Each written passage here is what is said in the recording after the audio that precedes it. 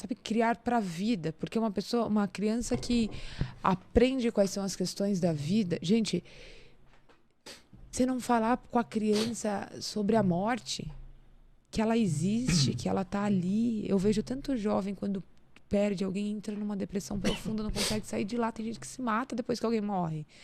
Então a gente não fala sobre isso, a gente não fala sobre educação financeira, a gente não fala sobre as frustrações. O que é frustração? Como é que ela vem? Como que eu identifico? Como que eu administro?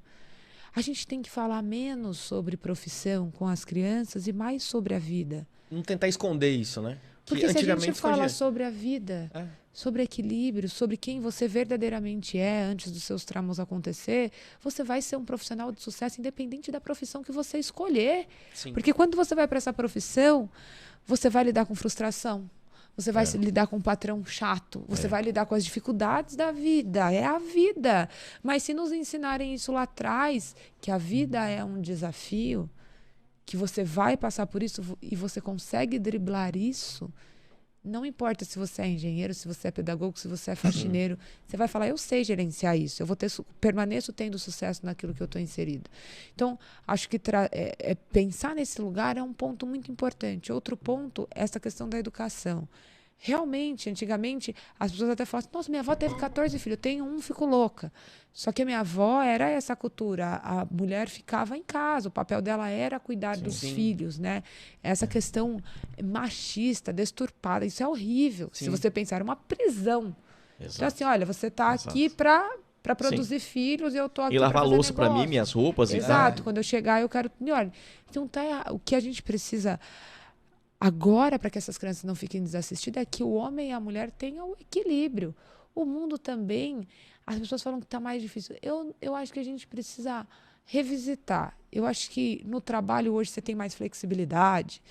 O homem também pode ter o home office. Exatamente. A gente pode equilibrar. É tudo uma questão de fazer uma agenda com horários. Eu e o Danilo temos lá as mandalas, né? A mandala do papai. O que o papai tem que fazer? A mandala da mamãe. A mandala do casal. Então, quantas vezes por mês a gente tem que, fazendo chuva ou sol, ir no cinema, o casal?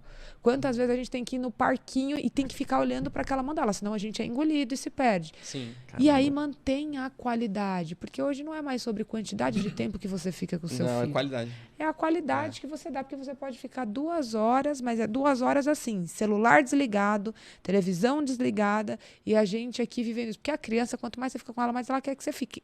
Meu filho nunca está feliz. Vou falar, nossa, eu vou tirar o dia inteiro para ficar com ele, ele vai ficar bem. No outro dia ele quer mais, mas ele fica triste de novo. Então não é o tempo, é a qualidade. E às vezes eu fico com ele lá 2 horas e a gente brinca, dá risada, eu vou pra cima dele. Ele mesmo, daqui a pouco você fala, nossa, tô cansada, você tá... né? Deixa eu assistir meu desenho um pouco. Qualitativo. Então né? essa qualidade é importante. E esse equilíbrio.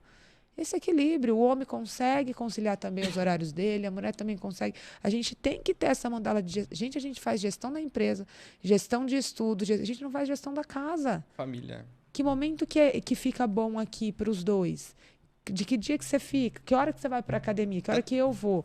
Tem que ter. A gente não faz reunião em casa. Vamos fazer reunião de alinhamento. A gente espera ir para uma discussão. Todo mundo quebra o pau. Jogar tudo na cara. E sabe por que tem a discussão? Porque não teve o alinhamento, porque não teve a reunião de segunda-feira que você tem na empresa para alinhar a semana. A gente vai deixando. Isso aqui é o povo aqui.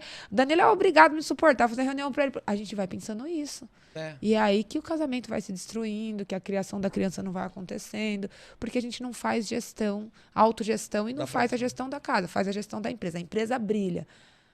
Mas a casa está um caos. Verdade. Aí entra nessa questão, né? Uma pessoa de sucesso, um sucesso de pessoa. Sucesso de pessoa. Aí vira só uma pessoa de sucesso. A empresa tá... Mas não é um sucesso de pessoa, porque não dá atenção pro filho. A mulher tá lá ralando... Não... Sobrecarregada, Exatamente. o homem sobrecarregado. Tá certo. Amanda, você falou das suas irmãs e da sua mãe. Elas também participam do Valkyrias World? E como é que estão elas inseridas nisso hoje? Participam. A Bruna, ela é coordenadora pedagógica, acabou inclusive de se formar na Unirp. A Renata é educadora na área de artesanato, porque ela é muito boa, então ela forma as menininhas empreendedoras na área de artesanato desde pequena. A Regiane é uma educadora na área de criação, então ela super ensina as crianças no processo criativo, etc.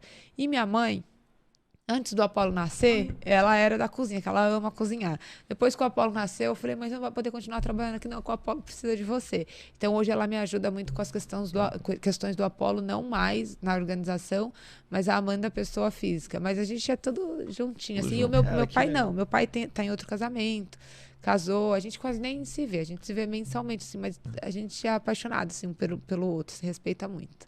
Mudou a realidade da sua família. Essa história. Primeiro a sua, né? Porque não Da dá minha pra ciclo, não família. dá A pra minha ciclo. irmã fez faculdade porque ela é uma história de menina de favela e a Unirp deu uma bolsa para ela também. Então ela se formou na faculdade por conta disso. A Renata é uma educadora na área porque ali ela teve a oportunidade de se tornar uma educadora.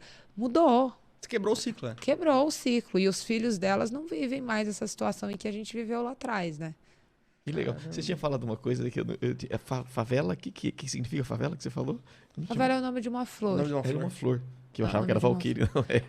Não, Não favela é o é. nome de uma flor. Favela é o nome de uma flor. Tem uma amiga minha, a Cíntia, que depois eu quero que ela. É até legal, que ela mora no Rio de Janeiro, mas era legal vocês trazerem ela aqui, que ela tá na primeira favela do Brasil, que é no Morro da Providência.